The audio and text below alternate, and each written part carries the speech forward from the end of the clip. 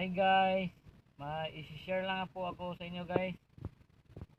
Kung magbaklas po kayo ng steering rack, assembly ng mga electronics na sasakyan, tulad ng mga auto, saka mga pick up, yung may airbag guys, katulad nito guys oh.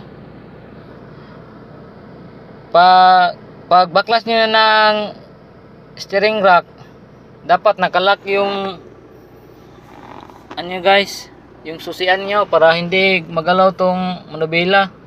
Kasi once na pagtanggal nyo ng steering rack, nabaklas na, tapos baka mayroong sumakay dito sa loob, tapos ikot-ikutin yung manubela, maputol po yung spiral nito guys, na nakonekta sa kanyang busina at saka sa kanyang airbag.